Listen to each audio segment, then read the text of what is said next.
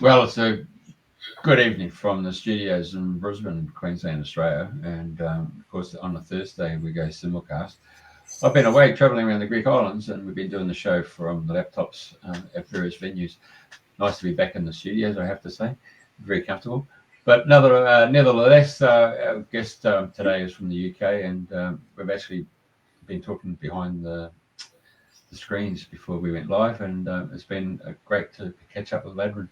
Anyway, without further ado, I'll pass you on to Andrena, and then we'll go from there. So, good morning. He's froze again.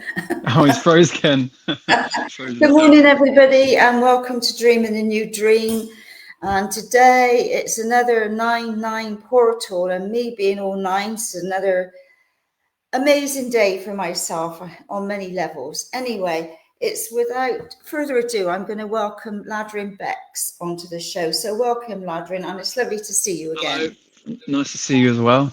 Thanks for inviting me here. Yeah, thank you for agreeing to be our guest. And I know I bumped into you at the healing weekend. Where are we now? September. Gosh, July, August, September, 3 months ago. Hey, gosh. Yeah, time flies by, eh?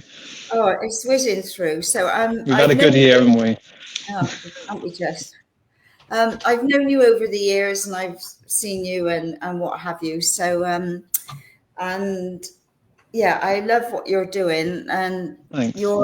For some people, you're a sleep practitioner, which I know you're going to share more about.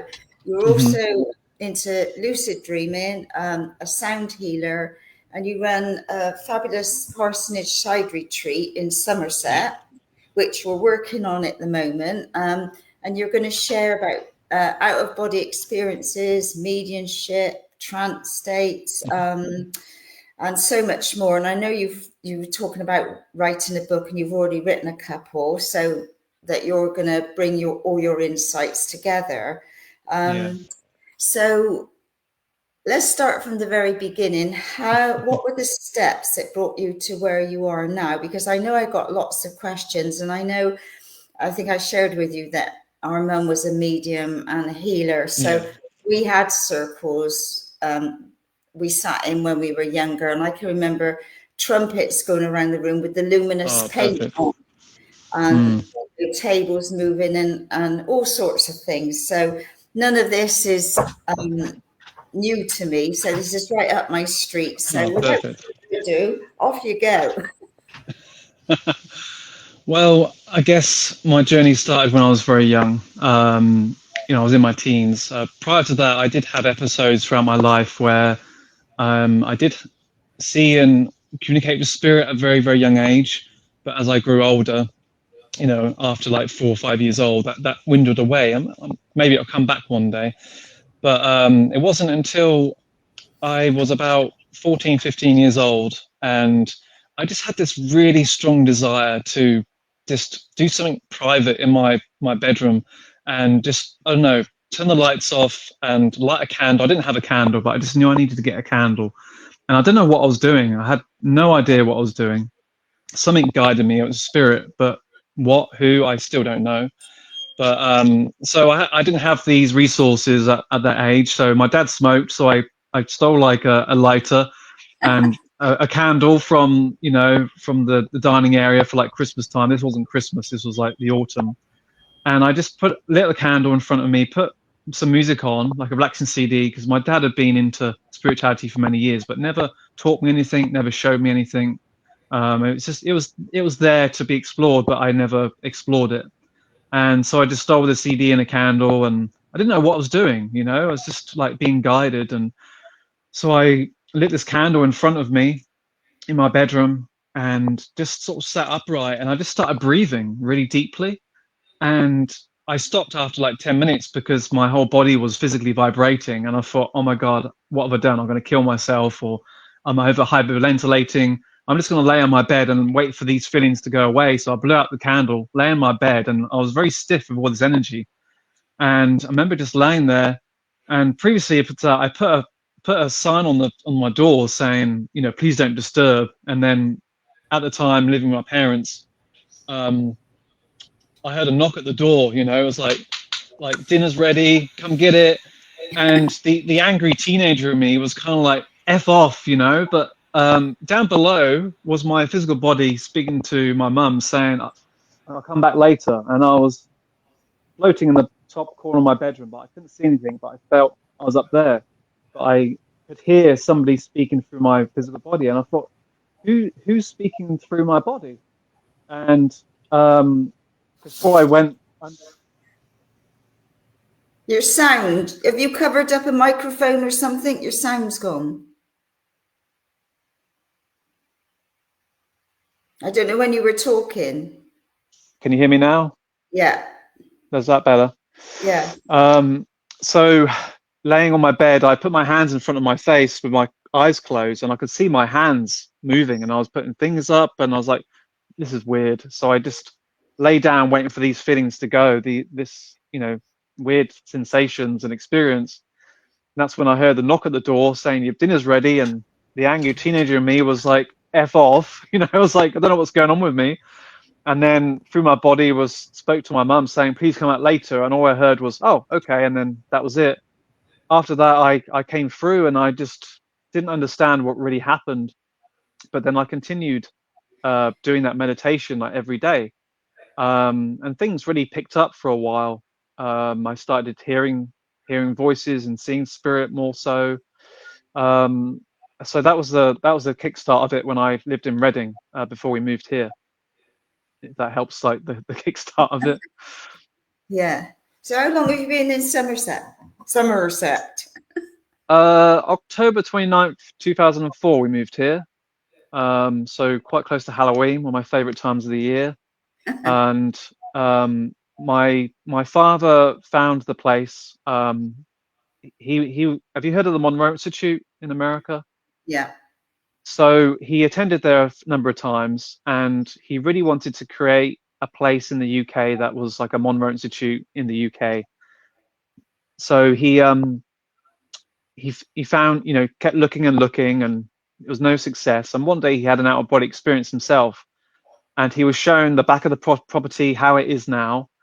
And he saw how the dormers were in the roof, the extra extension.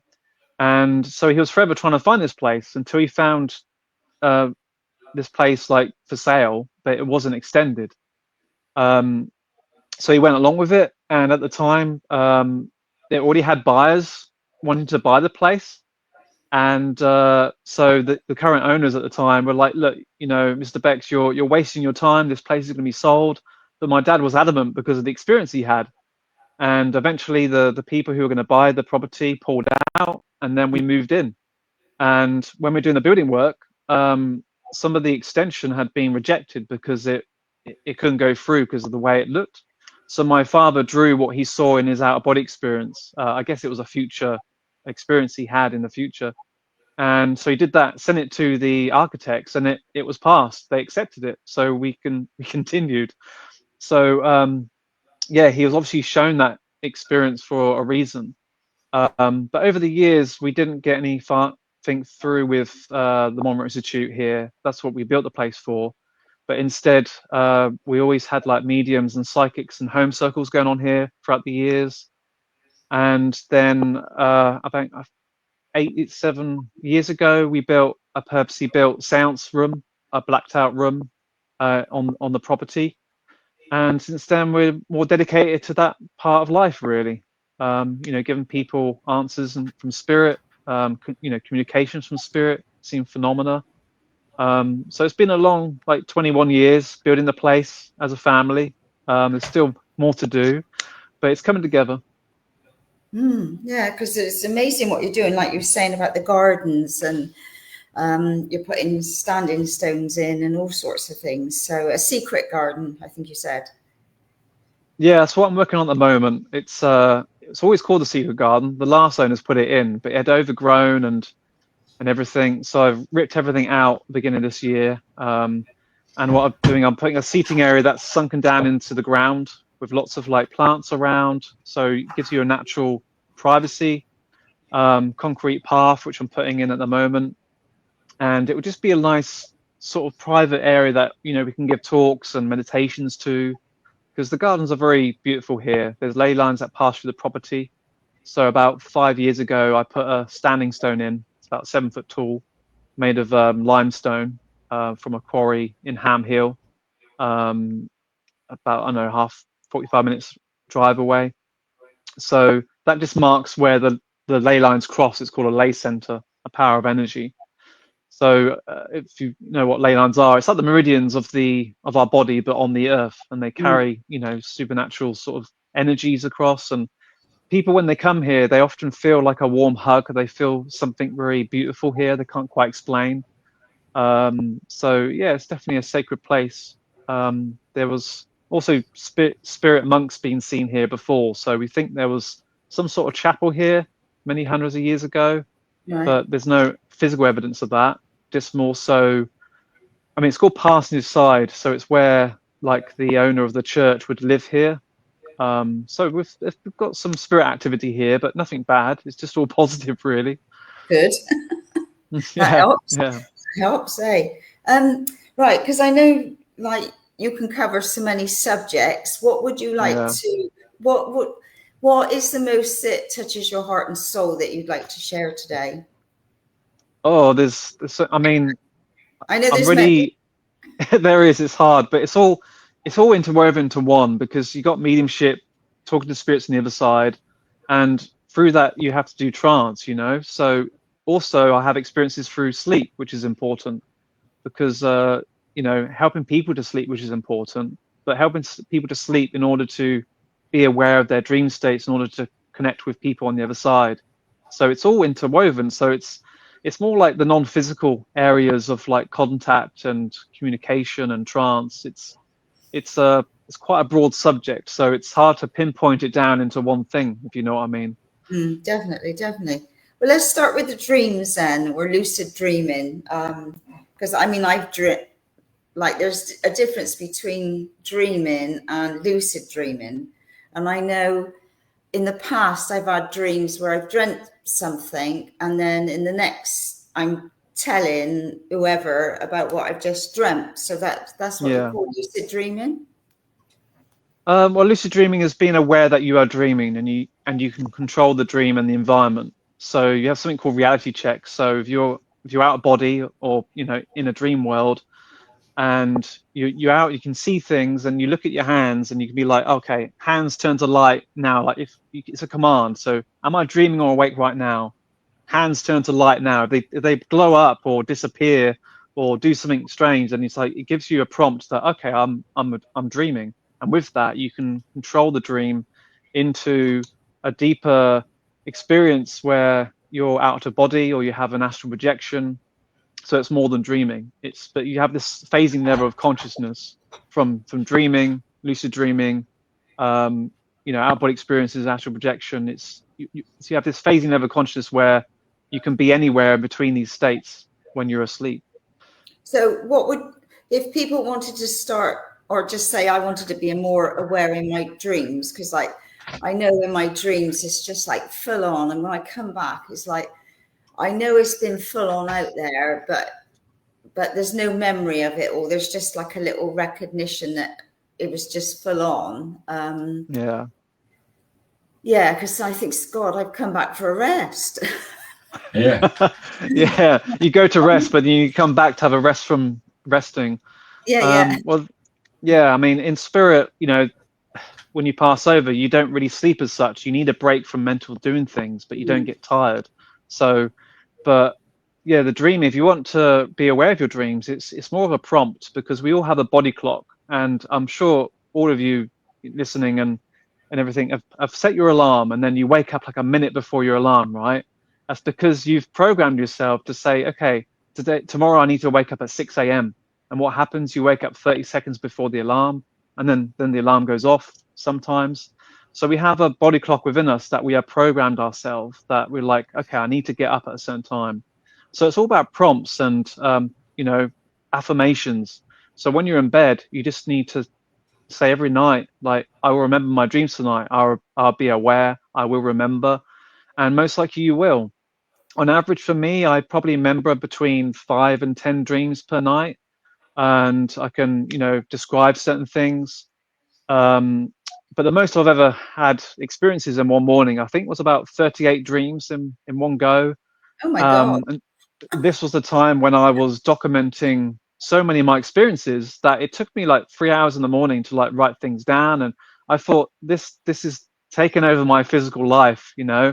So I didn't describe everything that was going on because there was so much going on. I was using pictures and drawings, and I thought, you know what, I'm just going to bullet point things now. So it's the first thing I do when I wake up. If my alarm goes off, I turn that off and I write how long I've been asleep for, and then I just do bullet points of just topics of things I've done, because working alongside with spirit and things, sometimes you can have premonitions. Mm. And I'll tell you one experience that happened to me a couple of days ago. So I needed something from Amazon, so I got it delivered to an Amazon locker. And on the dream the night before, I had this experience where I was at this place and they were giving me this money back, of like a plus, like money, like a refund. And they were saying that it was like a music center, and basically what it was, I needed a new memory card for a device to store my like meditation music on, so like a 1 terabyte memory card, and I didn't want it to be sent here in case it got lost. So I thought I sent it to the Amazon locker. I know it's definitely going to be there. And in my experience, it was about this music classroom, and they were giving me money back of the same amount of money it cost for the memory card. It was like £65. And I didn't connect the dots when I woke up. I should have been more aware, but I was off early in the morning, and first thing I went there, got to the Amazon locker, and the Amazon locker was empty. So Spirit must have known somehow that they were telling me that, oh, by the way, you're going to have to get a refund because you've got, you know, the memory card isn't in the locker, it's empty. So I went through customer services and eventually got my money back. But it was interesting that, you know, that night before, Spirit knew before I did. Yeah. So they were telling me like, oh, you know, you need a refund to get my money back, and it was exactly the same amount as I spend on this memory card. So I mean, it doesn't really mean anything of, you know, I would have got the money back anyway, but it's like almost keeping me on my toes, just to say Yeah. like, oh, hey, we're still here, we're still connected, you know, we're helping you. And when you are more aware of your dreams, you know, like you can have premonitions or psychic dreams or connections with people that are passed over, and they can pre-warn you and help you. And this is the beauty of dreams. If you have a very busy schedule life like I do right now, I work a lot, I'm busy in the garden, every day is just really busy. Like I would love to say I have time to sit down and meditate, but the job I'm doing currently, I'm doing long hours. And for one reason as well is to learn more about sleep and having to get sleep when I'm being so busy. So I'll come back to meditation soon, but that's the plan. But at the moment, I have a retreat to look after and to sustain. I need the money for that. So life is just quite busy at the moment. But it's like almost spirit is saying, okay, we're still here, we're still helping, we have not gone away. So yeah. Mm, mm. What about séances, and because obviously it's a wide subject, isn't it, for people? I mean, a lot of people don't even know what a séance is, or they've had, like you've seen the film with the Ouija board and all of this. So do you want to share for people that got no idea? Yeah, so we're all being brainwashed through Hollywood, through films, through thriller. I don't really watch those sort of types of films, but you know, horror movies, Conjuring, The Exorcist. We're all being brainwashed. Even if we've seen something briefly, or we've seen a thriller, or even Halloween, we associate these things, seances. A lot of people have heard the word seances. They sort of understand, oh, it's woo-woo, Ouija board stuff, but they're scared to explore it because of fear. And if people do have things moving in their house or objects moving, excuse me, it doesn't necessarily mean it's a bad entity. It's just spirit trying to connect with you. And how amazing it is that, oh, your water bottle is just tipped over. And it's like, okay, what the hell? That's scary. And people think that it's scary. Here you go. There's a seance room picture. It's our cabinet. So a seance is a sacred place that is closed off from the modern world, there's no phones or Wi-Fi going on. It's just us, our clothes, sitting with spirit. We don't have our mobiles with us, no devices, apart from playing some music. We sing beautiful songs, like, famous musicians, ABBA, Michael Jackson, other things that just builds up the energy. Freddie Mercury, Queen. And we sing, build up the energy, and then we go through medium moments where we have a bit of like normal relaxation music, and we sit in the dark. We sit in the dark to see the light. And with the presence of darkness, spirit can sometimes come through, especially if there's a physical medium involved. So you have different levels of mediums. You have mental mediums that are ones you've probably been to before, where you've had a reading. I had a tarot reading, for example, given a message from spirit. Then you have a trance medium where their guide will come into their body and speak to people who want to receive information and messages. But it goes even deeper into physical mediumship, where a physical medium is completely out so deep that spirit are able to manipulate their body and to give more phenomena. So objects appearing in the room, ectoplasm, which can be extruded from the physical medium's body. And this ectoplasm form can produce, it sounds really gross, but it's the way spirit can communicate with us. And this substance, physical substance mixed with energy, from the physical medium is extruded from the body, from the nose or the mouth, and it's a very semi-liquid, semi-physical form, ectoplasm, and it's basically giving a form that spirit on the other side can put their form through and being seen. So people can, communicate with their past loved ones again. They can get messages and everything, but it's just showing what's possible. But during those sessions, it's nothing scary. We've had people in before where they feel a bit, not sure about this, but you're holding hands next to each other. You're not alone. It's actually really beautiful. And people see phenomena, things levitating. What you're talking about earlier about the trumpet is that the trumpet is just a cardboard-like tube, to expand the voice of spirit. So the ectoplasm can form like a pseudopod, which is a duplicate replica of what their voice box was like when they were alive, and that will attach onto the end of the trumpet, and they can just make their voice stronger. And so you can have direct voice phenomena where spirit are communicating with sitters in the room and giving dates, birthdays, and passings, and it's very important for people who sit because they experience truth and evidence of spirit that reinforces their spiritual journey and keeps them, like dedicated. Okay, this stuff is real, because the spiritual world is unseen. We have experiences, but sometimes there is doubt of like, is it really real? Did I make it up?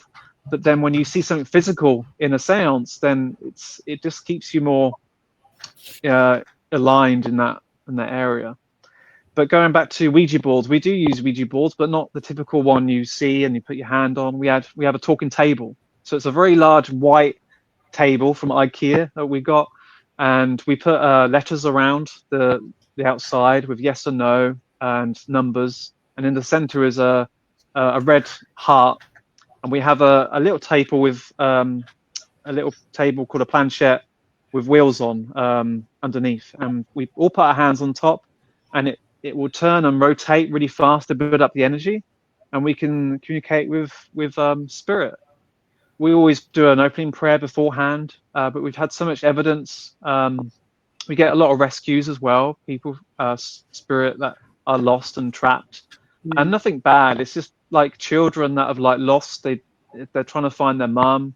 They don't know where they are. They also feel in pain, but it's also a good practice for us because it gets us to get more in tune to our psychic abilities. We'll feel these spirits come through. We feel like, oh, part of my side of my body's gone numb. Oh, I think this person probably had a stroke, but we keep that stuff to ourselves. And we ask the table, oh, how did you die? And then sometimes they don't know, and then they remember, and they said, oh, I had a stroke, I died, and then like, oh, that confirms, and then that feeling dissolves and goes away. So it's like a, you know, like a psychic gym if you think about it, when you experience these things. But yeah, very beautiful. Nothing scary. I've never experienced anything scary.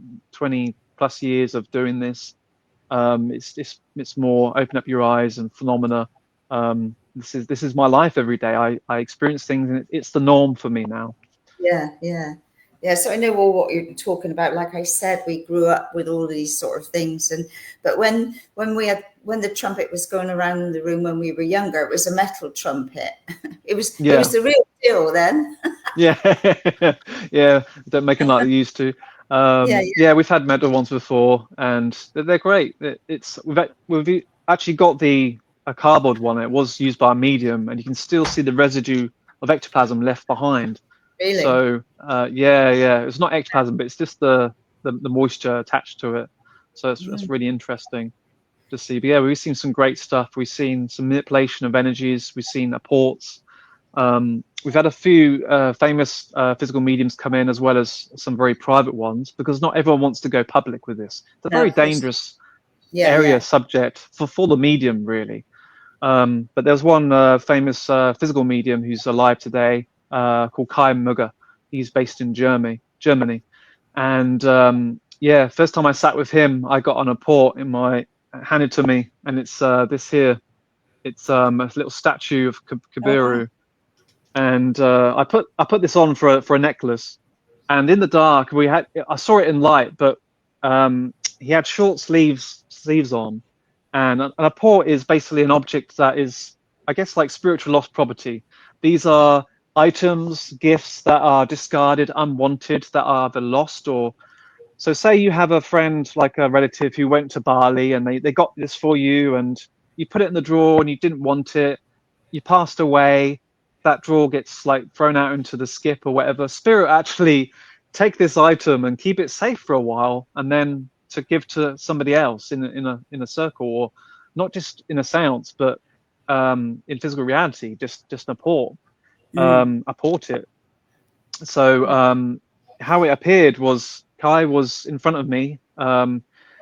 His physical body, it was his guide that comes through. He had no long sleeves on. He said to show his hands, and he was sort of doing this in midair. Everyone could see what was going on.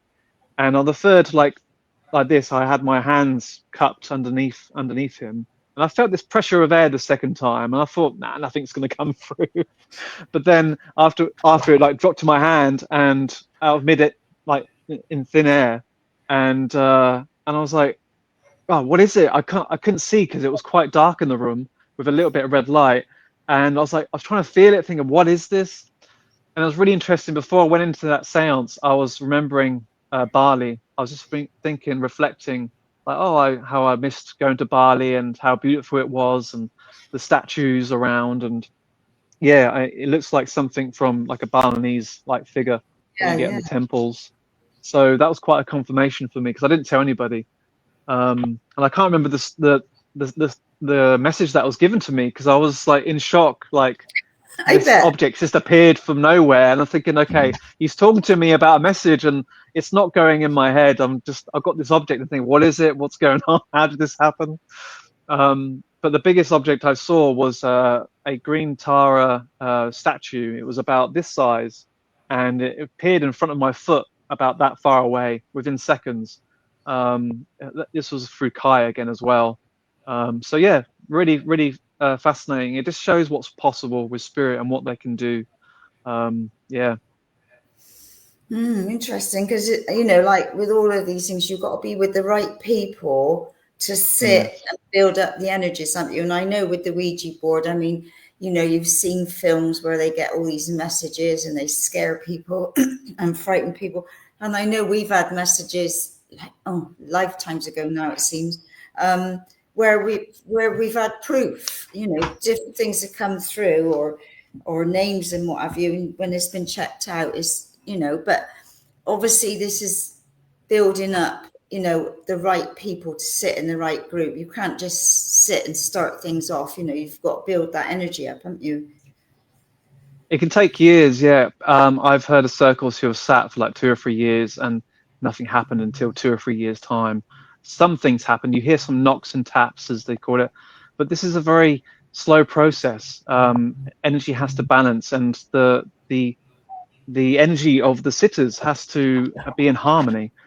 So, like, if you have too many sitters, there can be perhaps too much drama in the background, especially if you're all close as friends. You know, perhaps there could be jealousy, or there could be, you know, other things going on, and that's not good. So finding sitters is very hard, you know, dedicated sitters, because people come and go, especially when you're trying to have a closed circle. And it is difficult for spirit, because when someone new comes in, then spirit has to spend energy in order to sort of stabilize and balance those energies out in order to create phenomena. But some circles are lucky; they can sit for the first time and they got stuff because they've already got that right balance. But it's love, peace, and harmony, which is very important. But if you go in there for your self ego and your self greed and like, oh, this, I'm going to get phenomena myself through me and this attitude, then you're probably going to stop that flow of energy happening. And the thing is, you don't really know what people are thinking. Well, people in the room anyway, spirit know what people are thinking. But they'll, you know, they'll accept and hope for, you know, that people are sat for spirit and to bridging the two worlds together. And again, it's a very beautiful process. So, hey, just you know, our mate Bill that we're talking about before we come on air. Yeah. He didn't realise, but his family, his mum and dad, they had a night when friends would come up over to their place and they'd go upstairs, and he didn't know till years later that they were doing physical mediumship, right? Wow. Anyway, on this particular occasion, he was telling me that they opened a portal and they're looking at this French general who has been surrounded by the Germans. And we're going back into centuries, yeah? Yeah. And he was down there on his knees and he was asking for food and water for his troops because they're surrounded. And they were sitting there watching this. So they shut the circle and they went off to Tesco's, Morrison's, Waitrose, and they got all this bread, heaps of bloody loaves of bread and water.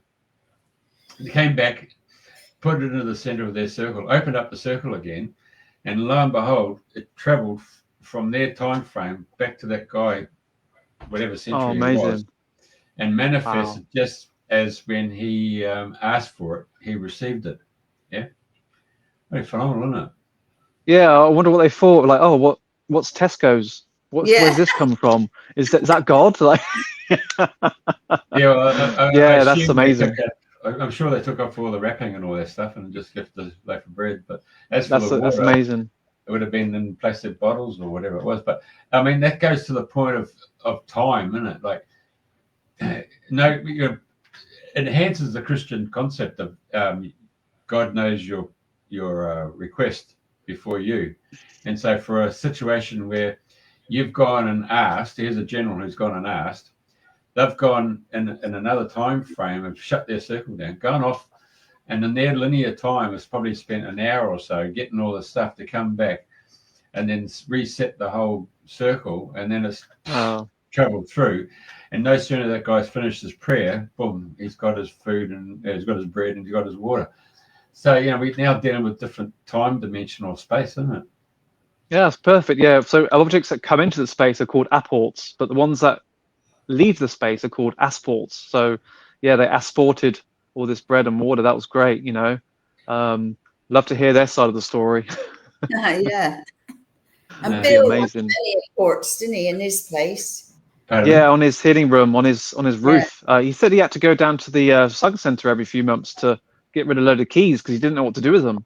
He kept having them plug up his guttering. Yeah, these, you know, everyone's lost a key in their life, right? Like, you wonder where it's gone. It's on Bill's roof. So luckily it didn't have an address attached to it. So yeah, it's quite fun, really. It just goes to show you what's possible and what they can do.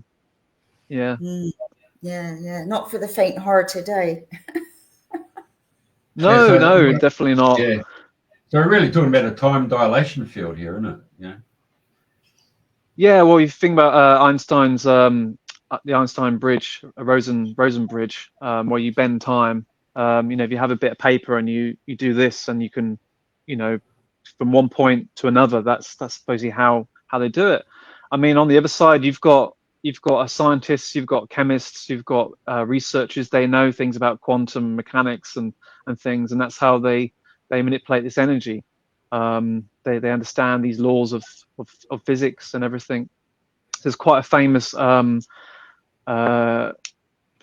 called the skull experiment. I don't know if you've heard of it. Mm. Oh yeah, the skull. Yeah. I was actually going to say Schrodinger's cat too. Yeah, that's another interesting law, isn't it? Which one? Schrodinger's cat. Schrodinger's cat. Okay, I have to look into that. Yeah. Skull that happened.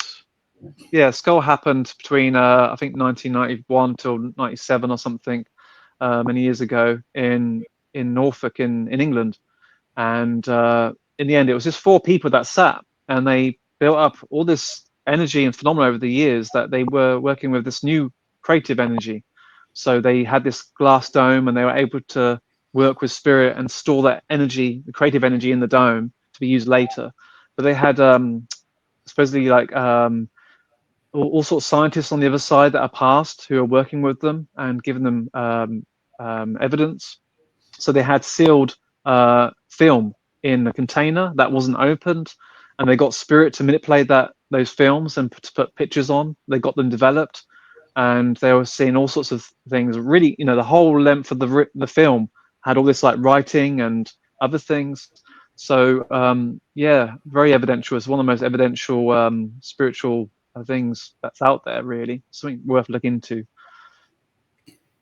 I think the French, a friend of ours, Val Hood, she mentioned, it's probably passed on a book about the fellow who had 2 daughters, twins or something in France, and they were good at physical mediumship.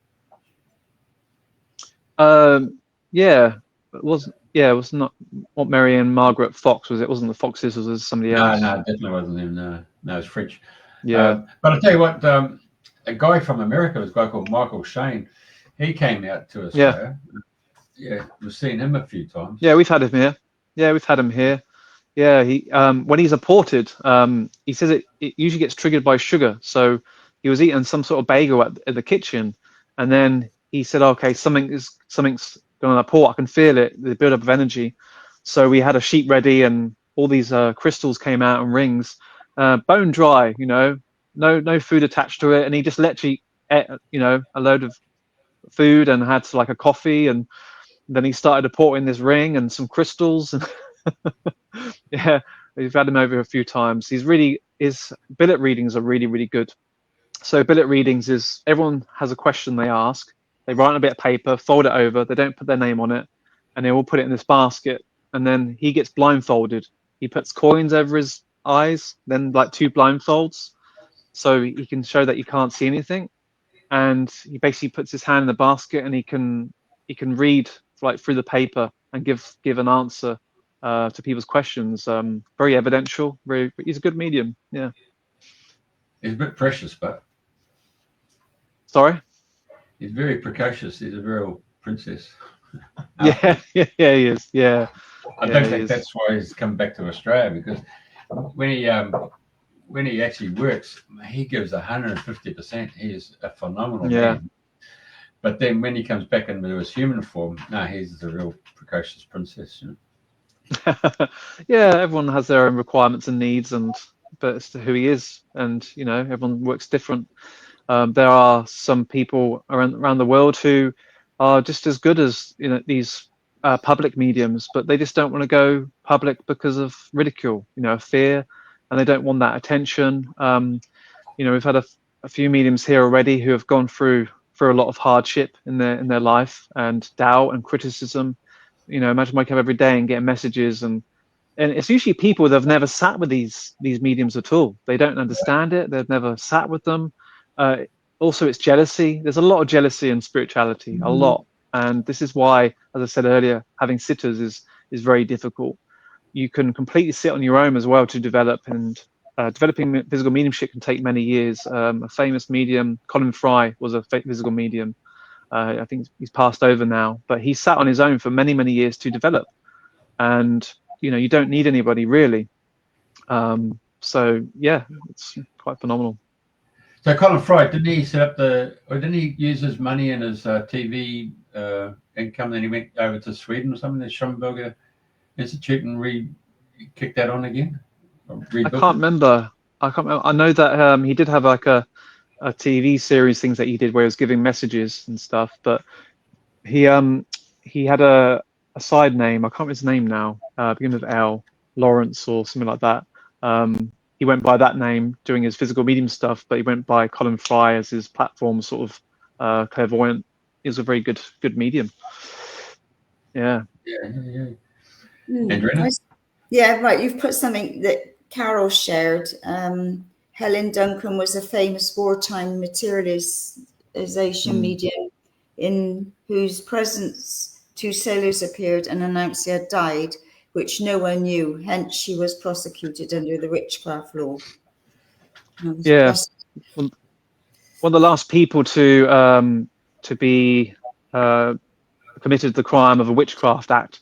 I can't remember what year this was, 1800s, 1900s, but she died. It was in the war. It took place in the war. Yeah. She lived down. It's in Portsmouth, which is where the naval base was. I think that's.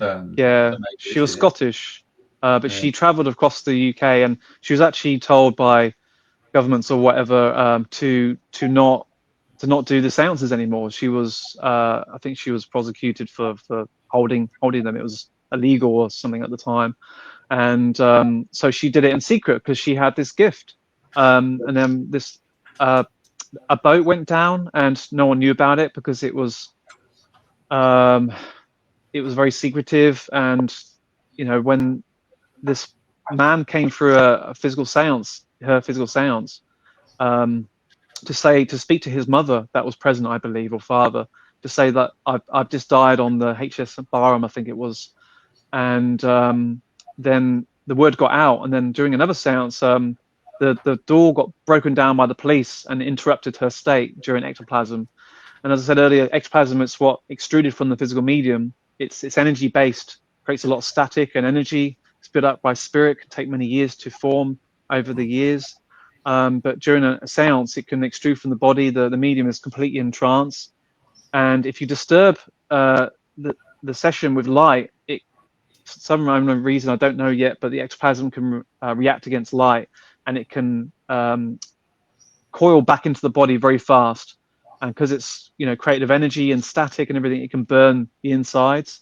So she didn't die straight away, but she died not long after that. From like internal like burns and stuff energetically. It caused a big rupture to her insides, and this is why it's a very sensitive subject, and why certain physical mediums don't want to go public about this either. So she used to do it on a Saturday afternoon, or Saturday morning, or Saturday afternoon, and that's when she got raided, and they pulled back the curtains. That's the issue there. That's probably what happened then.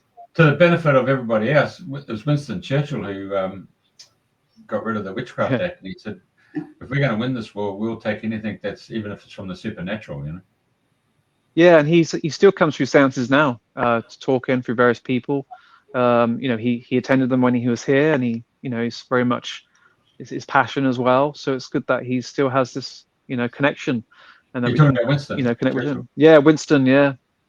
Hey, I shouldn't be saying this, but back in 2000. Hello, we'll just get into it. So in 2012, we went down to Avebury because there was a big, huge crop circle, and it was the main 2012 calendar thing, Anyway, during the course of traveling around all the different crop circles and the barge in and everything else, there's this guy, and he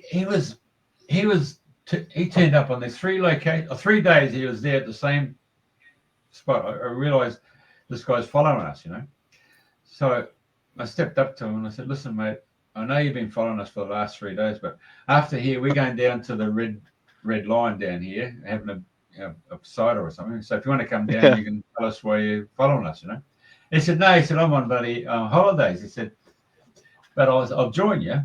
Anyway, he didn't have a brass roselle on him. But The guy was the grandson of Air Marshal Dowling, the guy in charge of the Air Force during World War II. Yeah. Mm-hmm. And this guy worked for the RAF, and he was in the media department of superannuation. And he opened up and explained how his grandfather, Winston Churchill, and another member of the war cabinet all used to meet in private in a circle. Yeah. Mm-hmm. And they got the gist of what was going to happen prior to the war. They got all this knowledge that things are going to happen. It's not going to be what Hitler said and Chamberlain had gone for the peace. No, not going to happen like that. And they had a problem with the Ministry of Defence because they wanted to build Lancashire bombers, but they were told by the Spirit, no, you got to go and get the fighters, and you got to put the orders in for your fighters. And so Air Marshal Dowling had to fight his own Ministry of Defence to get the fighters, and it was only because Winston Churchill said, no, we're going with the fighters, because they all were in the same room getting told what they had to do. And so he said his grandfather was coming across the English Channel. He got shot down by the Germans. He actually drowned, right? But he said, we have a relationship with, you would call, the extraterrestrials, and they were able to salvage the craft, and they were able to bring back my grandfather, brought him back to life. He said, no, yeah, we've had a relationship with our extraterrestrial friends. So, I mean, where do you get this information? It just comes out of the blue, you know, because it's hello. And he said, you ever seen the Farnborough Air Show? I said, I've heard of it. And he said, you know, all the little groups can come along and they see all the craft going off and on, you know, flying there. You get your buddy Cornwall pies or pasties, whatever you want to call them, and your Devonshire teas and all that stuff. He said, it's just a front, mate. That's where bloody England or UK sells billions and billions of dollars of military hardware. It's just a front. I said, oh, okay, right. There you go. But I think I might have to cut the show now. I've given it Yeah, it's interesting. I mean, look at our society, the way we are now. We have technology, but we're so still far behind of where we're going to be. And, you know, it's just looking at travel and transport and other things in our world. We're going to continue to evolve. And, you know, technology we have now would just be really, really old, you know, and things would just get better. But, you know, we're coming into a time with AI and stuff, and it's helpful in some ways. But it's, you know, we've got to use our brains as well. But there's just so much fake stuff out there. You know, you can use AI to help you to give inspiration. And I mean, going back to dreams, there are AI tools such as Bing.com. I use that, which is a free. And if you just prompt information, you can sort of recreate, you know, things that you can see or want to see and express. So my books that I'm writing, I'm doing the cover work, and I'm using AI to create what I want, but then I'm giving it to an artist to recreate, because I'm like, look, this is what I want, but I want you to redraw it, because then it's from you, because then you can see my vision. Because if I'm just drawing something I want, it's going to forever keep coming back saying, no, I don't want that. So, you know, this is where AI is good, but you see so much of it in adverts and not using real people. I mean, eventually we're going to have movies that are completely AI, and then there's no real actors. So, you know, we've got to be careful. You know, we need to remember how things were. Like I miss like the 90s, and, you know, back then when we didn't have phones, it was a different feeling and world. And, you know, it's about balance, really. So Carol wrote, we have technology, but little wisdom. Yeah, that's true. Yeah. It's, you know, even just using your phone to do things like to map where you're going. And I was speaking to somebody the other day about going on the motorway. I said, look, you don't even need your phone. It's like, if you just know the points where you're going on the motorway, head to, like, you know, the M4 and then this one, it's all signposted. Just pay attention and you'll be fine. So, you know, so many people, they get lost because they're looking at their phone. It says turn off, and then it's actually the next direction to turn off. So yeah, it is balance. As Obi-Wan Kenobi would say, use the Force, Luke. You know, so go back to your own intuition and change your energy field. Don't hide your light. No. Back in 1984 in Brisbane, a gentleman had sat in the back of the room when a talk was being given by J.J. Hertag, who wrote the Keys of Enoch, the Book of Knowledge, you know. Mm-hmm. Familiar with Dr. J.J. Hertag? Keys of Knowledge? Okay. Book of Knowledge, Keys of... Anyway, the guy gave a fantastic expose. And when it finished, this guy gets up and he's got an American accent. And he said his name is Al Billick. And he said, you may not know me, but he said, if anybody familiar with the Philadelphia experiment, Project Rainbow. And of course, there's a number of people who were familiar with it. And he said, well, myself and my brother were involved in that project. If you can get this room for tomorrow night, I'll come and give you an expose on Project Rainbow, which is time travel. Bloody mate, we were there. We came the next night to listen to this guy and how the American Navy during World War II had on the basis of radar and visibility had actually then moved through time. And here is this guy had jumped through from 1942 to 1982, and then 2 years later he turned up in Brisbane and gave an expose on time travel that the Americans had pioneered. Yeah, definitely. I definitely believe it's true. I mean, if you heard things about Simpsons premonitions coming true, there's so much. I definitely think it's out there. But you know, this technology in the wrong hands isn't good. So of course it's got to be controlled. You know.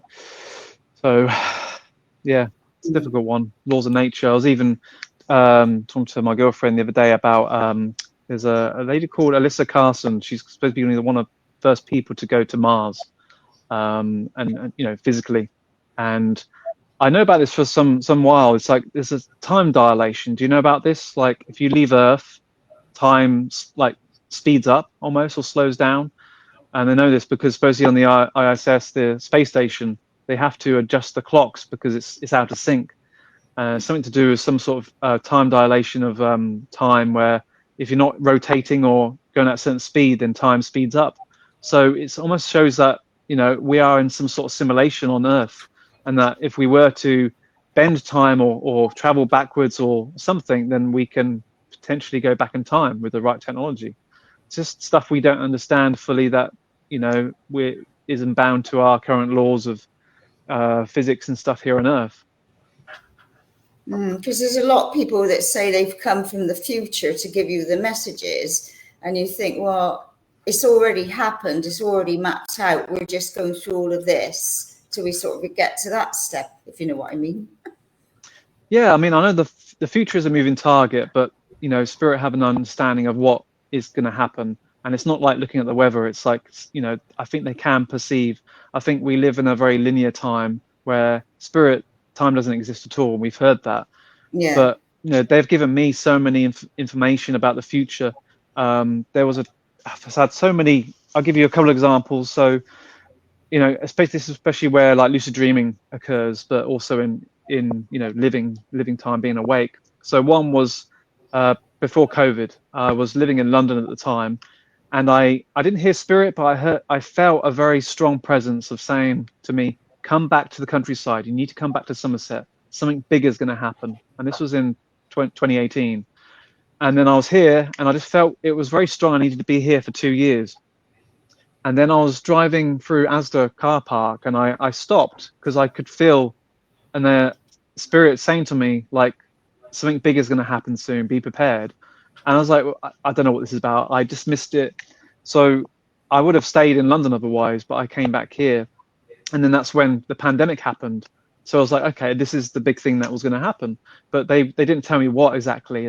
I guess they knew something was going to happen. But yeah, things happen to me, you know, weekly, all the time. It's like almost every day. It's the norm to me. You know, I'm a little bit psychic. I can perceive things that do happen, but I can't request it. I can't say, oh, what's going to happen tomorrow or the next hour. It has to come to me. You know, and when you trace your thoughts back, and it's gingerbread trailing your thoughts back of like, did I think that, or did it come to me externally? When it's coming to you externally, you know it's from spirit and not from your mind. But I've had so much evidence from spirit and dreams. There was one time where it was back in 2017, and we had this team meeting in London, and everyone was really excited about having these people over to like collaborate with. And in the experience the night before, I was in the environment at work, in our spa environment, and this one guy had this name badge on with P, letter P on it. Another guy had S on it, and then there was this woman which I couldn't quite see. I couldn't quite make out her name, and everyone was really excited in the dream experience, and then they decided not to collaborate. They decided to pull away and not be involved with us for some unknown reason. So anyway, the next day I woke up and I didn't know what these people's names were, but I spoke to my friend and I said, I had this experience with these two people, and one person had the letter P on their name badge, and they said, oh, that's Paul, their name is. And then the other guy had S, and I was like, does that make any sense to you? He goes, oh, that's Simon. And I was like, oh, okay. So when Simon came through the door physically, when I actually met him, it was exactly the person I had experienced in my dream the night before. And so what happened that day? Everything went smoothly. Everyone was really dedicated and like, oh my God, this is amazing. And then they asked my opinion. What do you think? Yeah, that's good. But I knew in my head that something was going to happen. And 2 months later, they pulled out. So it wasn't that same day. But for whatever reason, that spirit gave me that, or I psychically perceived that. We don't understand about time, but we are shown things for some unknown reason. So yeah, interesting. So what else? Because like we're coming up to the hour. Sure.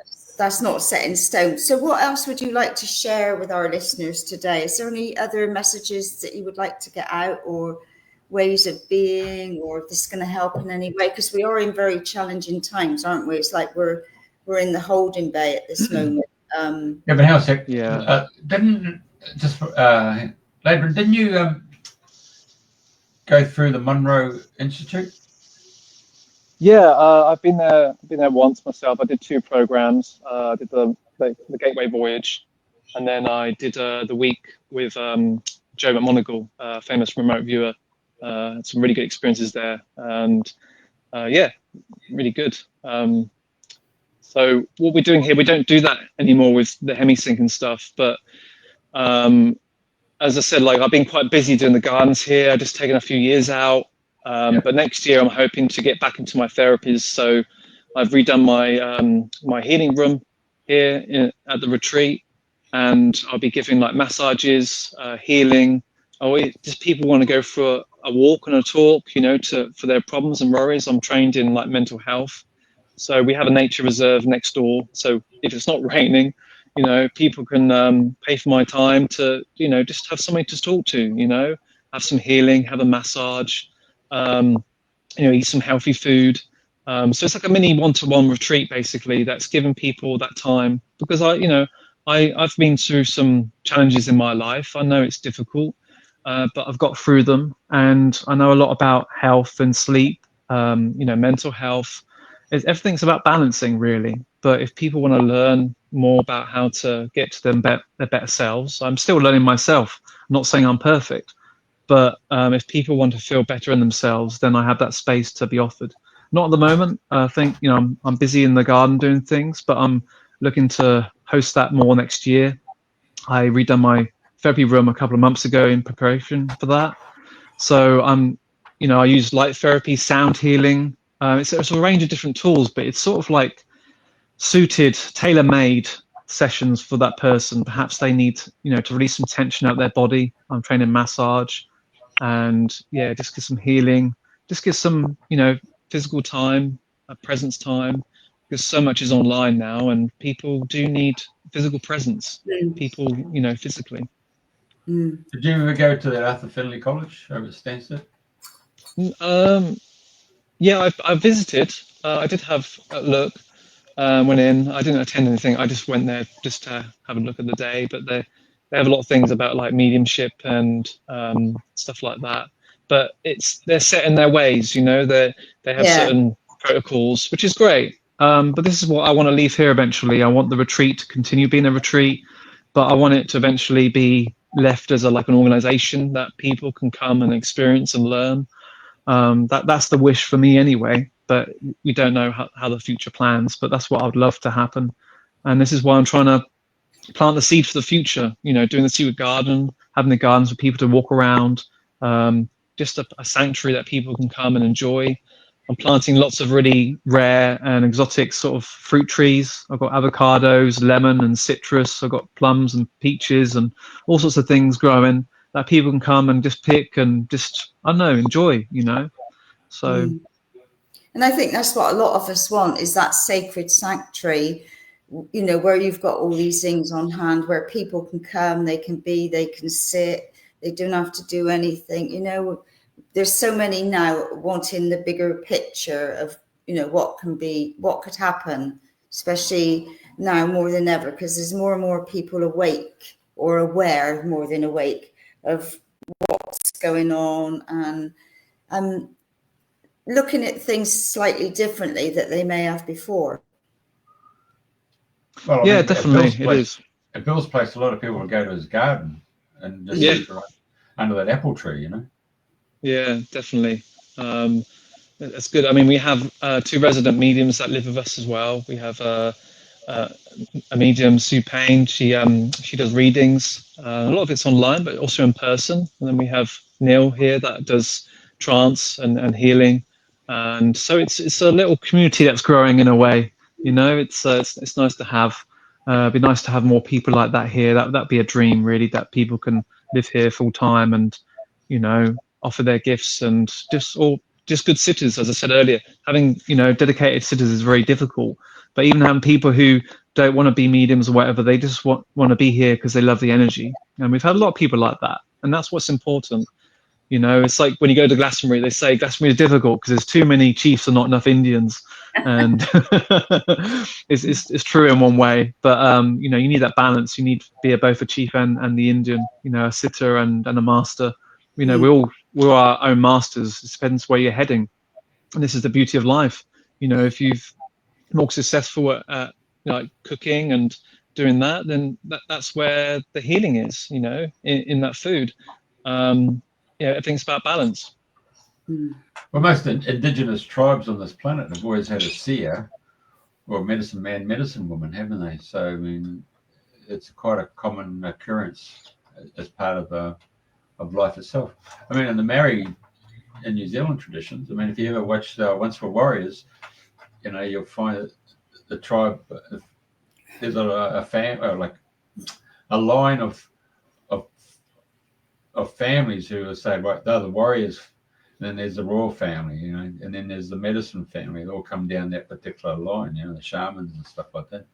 So for the current civilization that we got, we've handed over our responsibility to the pharmaceutical industry, which is primarily a chemical based without any life force in it. So people like yourself who have come back to the natural medicines of intuition and following your dreams, soothsaying, or whatever you want to call it, as long as you can open up your whole all these capabilities that humanity's got. It's a testament to you, Ladrhyn, for having a go and carrying on with it. I think it's fantastic. Thanks. Well, I'm very passionate about what I do. I don't drink. I don't smoke. I think I see those things that are like blockers and things that don't keep you on your path. I mean, to some people they probably enjoy a drink, but I don't like the feeling of being drunk and everything. And smoke, I just can't handle. But to be living in this world, you need to look after your vessel. The vehicle that you are traveling in, which is your physical body. Nurture it and keep it well. Excuse me. And just it's everything about balance. It's not overeating as well. It's not undereating. It's finding that balance. Keeping fit and moving is important. At the moment, I do a driving job. I do, say, long hours, and I'm happy doing that at the moment. But there'll be time when I'll do less of it. But I need the money in order to fulfill what I'm trying to do here. And people come here and they see that, oh, you got a big place, and they think that we're loaded and everything. Yeah, we're trying to make do. We're all very busy trying to maintain the place. And it's like what I saw when I was visiting Indonesia. Very third world country, not very wealthy, but they were very pure in their hearts. The same in Thailand and places like that. there's a lot of beauty. But what I see in the modern world is, like, the new iPhones has come out. I know that because people around me are like, "Oh, get a new iPhone." But your current phone's fine. The current phone I'm using is about 5 years old, and I'm still happy with it. I don't want an upgrade. It's working fine. If it dies, I'll get a new one.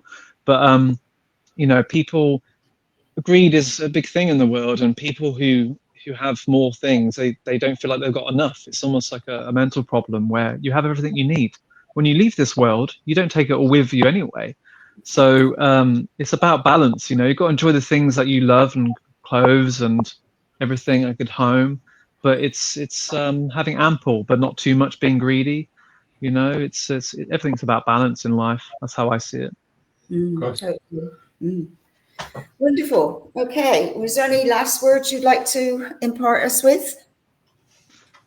No, if you're curious about physical mediumship, trance, we do offer things here now and then. We do have some open circles going on, and like workshops like monthly, but we're not fully open as such. To just come and visit, so don't just turn up.